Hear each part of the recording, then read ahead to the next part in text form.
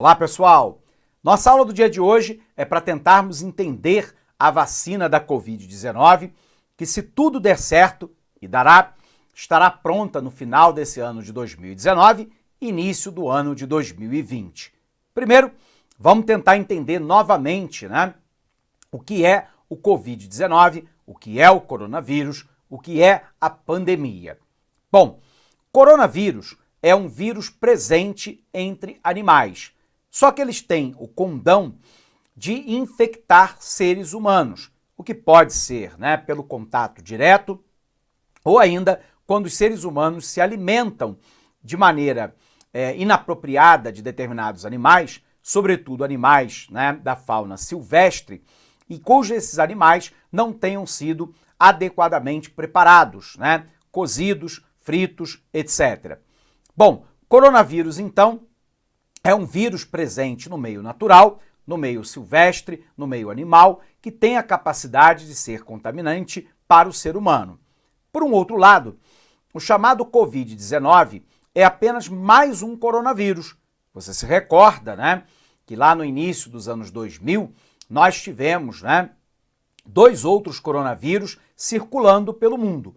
O primeiro foi o SARS, que também teve origem, na China, de maneira semelhante agora com o Covid-19, que potencialmente teve início na província de Wuhan, na China, mas nós tivemos um segundo coronavírus, chamado de MERS, que teve origem no Oriente Médio. Ambos os vírus, da mesma forma que o atual Covid-19, é uma síndrome, que vai afetar basicamente os pulmões, embora não somente, que causa dificuldades de respiração e que podem, por complicações, levar a óbito. Hoje, no Brasil, infelizmente e com muita tristeza, nós temos mais de 100 mil brasileiros mortos da Covid-19. E até o presente momento, nós não temos nenhum medicamento que tenha sido completamente eficaz no combate aos sintomas e consequências da Covid-19 e nem mesmo para se prevenir de tal. A cloroquina, a hidroxicloroquina e a ivermectina não se mostraram em todos os estudos feitos pela Organização Mundial da Saúde, por laboratórios privados, por institutos de pesquisa espalhados pelo mundo inteiro. Nenhum desses medicamentos mostrou qualquer tipo de eficácia, tanto para combater os efeitos da contaminação, quanto para prevenir a infecção da Covid-19. Diante desse quadro, então, a nossa melhor aposta é, de fato, a vacina. E como é que funciona normalmente a produção de uma vacina? Ela funciona normalmente pegando o vírus ou partes dele, inabilitando esse vírus para contaminação e, a partir daí, reinjetando esse vírus no corpo de pessoas. Automaticamente o sistema imunológico ele identifica a presença de um corpo estranho e cria antígenos, cria anticorpos para reagir a esse tipo de entrada estranha.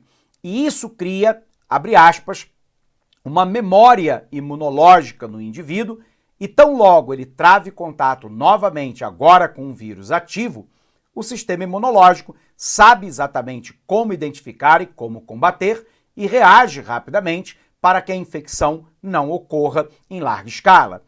Dessa maneira, é o nosso próprio corpo, através dos antígenos, dos anticorpos, reagindo à entrada do vírus. Bom, qual é a grande questão?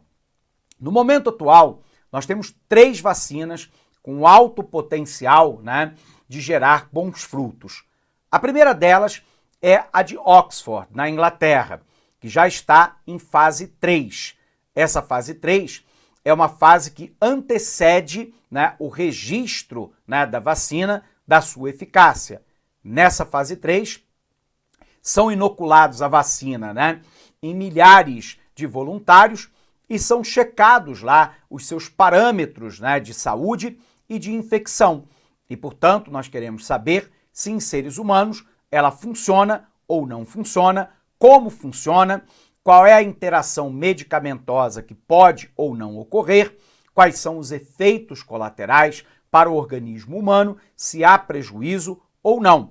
Se ela for considerada segura, né, ela então passa para a fase 4.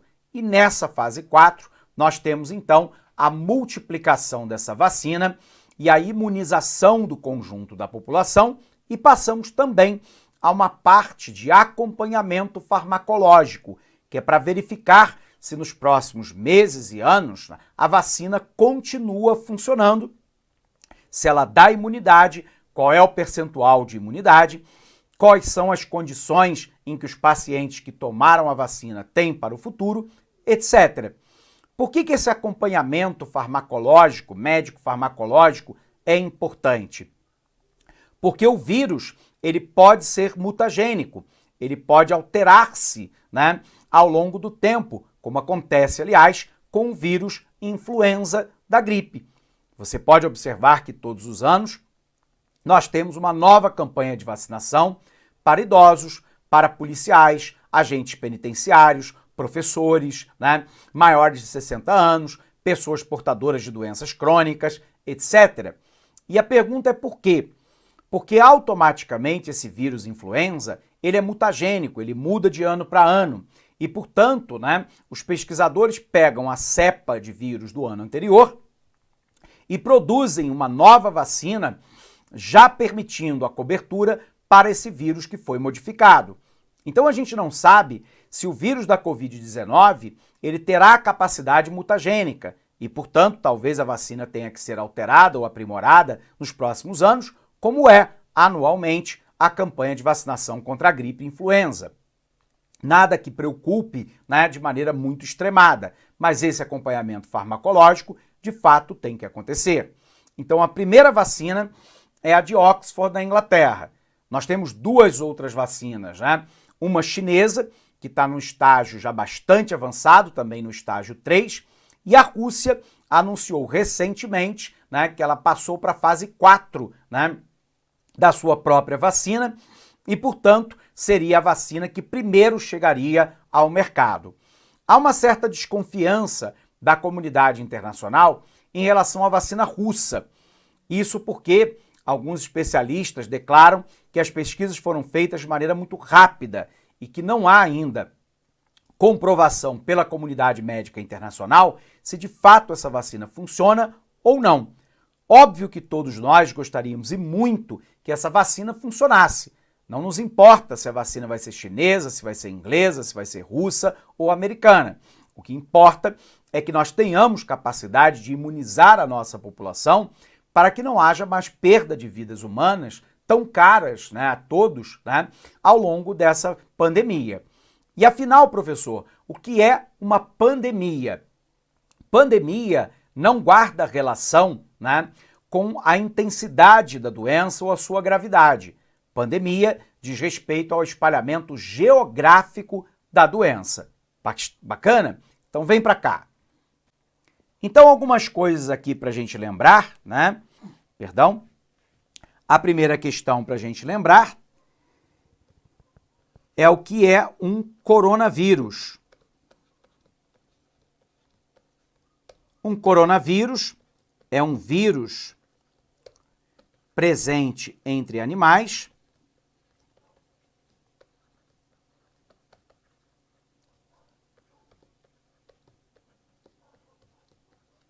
e capaz de contaminar seres humanos.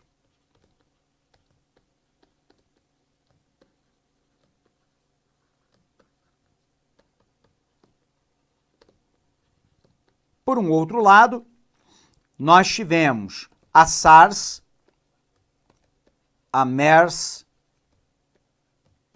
e agora o Covid-19, tudo bem? Que são coronavírus. E a pergunta é, o que é uma pandemia? Uma pandemia é um espalhamento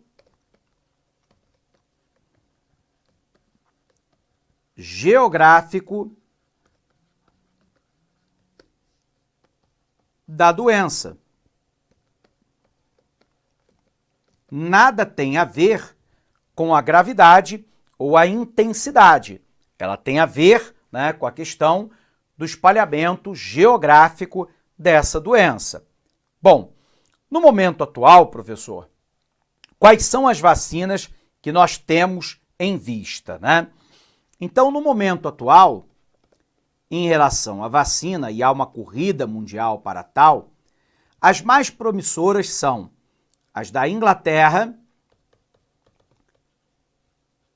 que é a de Oxford, e lembrando que no Brasil, né, nós temos o Instituto Butantan em São Paulo, que já faz parceria com Oxford, que tão logo a vacina saia, nós tenhamos capacidade de reproduzi-la em larga escala para a imunização da população brasileira. Nós temos uma outra, que é a da China, e esse da China há a participação da Fiocruz, que é a Fundação Oswaldo Cruz, com sede no Rio de Janeiro, e tão logo essa vacina saia, a Fiocruz também estará capacitada para reproduzi-la em larga escala para a imunização nacional. E reanunciada recentemente, você tem uma da Rússia. Então a Rússia anunciou a fase 4 da sua vacina e diz que ela é segura. Essa é a primeira vacina que foi anunciada em escala global como sendo de fato eficaz para combater, né, a pandemia da Covid-19. Repito apenas para você que há uma certa relutância, né, no mundo como um todo, porque as pesquisas ainda não foram divulgadas para a comunidade econômica internacional, para a comunidade científica internacional. Aqui no Brasil, o Instituto Federal do Paraná manteve contato com a Rússia para poder tentar entender, né, o funcionamento dessa vacina e potencialmente se transformar num local reprodutor dessa vacina em território brasileiro. Bacana? Então vem para cá. Os efeitos devastadores da pandemia do coronavírus SARS-CoV-2 provocaram uma corrida global em busca da vacina contra a Covid-19. Já há pesquisas em ritmo acelerado para descobrir uma maneira de imunizar as pessoas contra o vírus e anúncios recentes nos indicam que podemos estar mais perto da meta. As vacinas são produtos que protegem as pessoas de serem contaminadas por uma determinada doença. Geralmente, contém o vírus ou a bactéria causadora da enfermidade em sua forma atenuada ou inativa, ou seja, inofensivos para a saúde. Depois da dose ser injetada, os antígenos levam o corpo a produzir anticorpos para enfrentar esses invasores. Assim, quando a pessoa imunizada realmente for infectada pelo vírus ou bactéria, dificilmente terá a doença ou vai desenvolvê-la numa forma muito mais branda. Por meio desses testes, serão verificadas a segurança de se aplicar o produto que pode causar reações adversas e a sua capacidade de proteger contra o vírus. Tradicionalmente, a criação de uma vacina pode levar mais de uma década. E aí vem a pergunta: professor, como é que a gente está sendo capaz de gerar uma vacina em tão pouco espaço de tempo?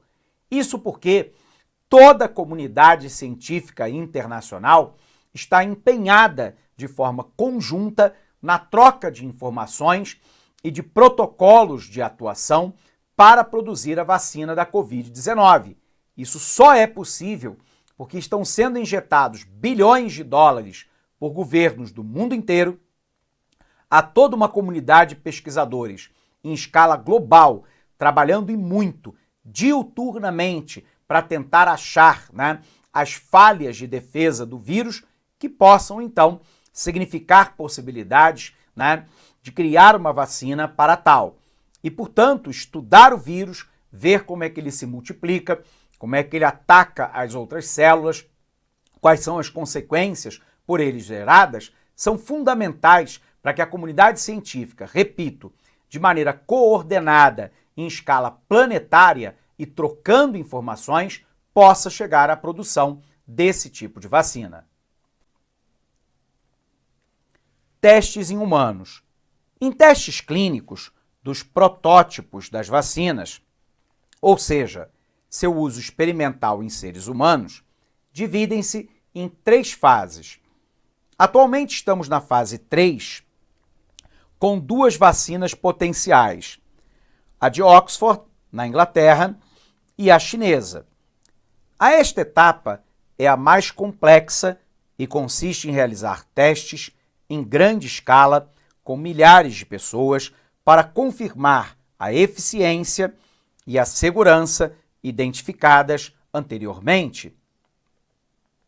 Ao aplicar as doses em milhares de voluntários, fica mais fácil identificar a ocorrência de algum efeito adverso, ou seja, tudo precisa dar certo ao longo dessas 3 fases para que o protótipo seja considerado como uma vacina. Depois disso, se dá início à produção. Ainda levaria meses para fabricar milhões de doses de forma a imunizar a todos ou a maioria da população. Mesmo pronta, a vacina continua sendo monitorada numa fase chamada fase 4, que é a de farmacovigilância, que é o acompanhamento do desempenho, avaliando as reações adversas e a eficiência, mesmo com o produto no mercado. 21 vacinas contra a Covid-19 estão em estágio avançado. Nós temos lá a AstraZeneca Oxford, né, que utiliza outros vetores que pegam lá na Universidade de Cambridge, de Oxford, no Reino Unido, e que serão testadas no Brasil. Essa já está na fase 3. Nós temos a Sinovac, que utiliza o vírus desativado, que foi desenvolvido em Pequim, na China, que também está em fase 3 e que também já está em teste no Brasil. A China tem uma outra vacina produzida em Tianjin, que é a CanSino, que também utiliza outros vetores, mas essa está em fase anterior, que é a fase 2. Temos ainda a Moderna nos Estados Unidos, que usa DNA, na Universidade de Cambridge, que também está em fase 2. A Pfizer, que também utiliza o DNA, está entre a fase 1 e 2. E a Sinopharm e o Wuhan Institute, que utiliza o vírus desativado em Wuhan, na China, que também está na fase 1 e 2.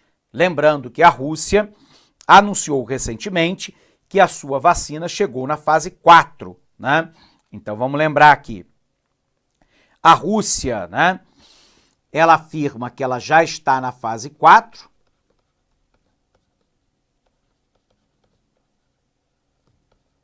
Portanto, essa fase é a fase da produção em massa,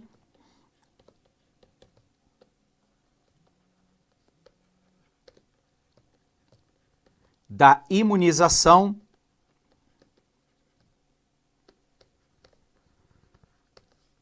e da farmacovigilância.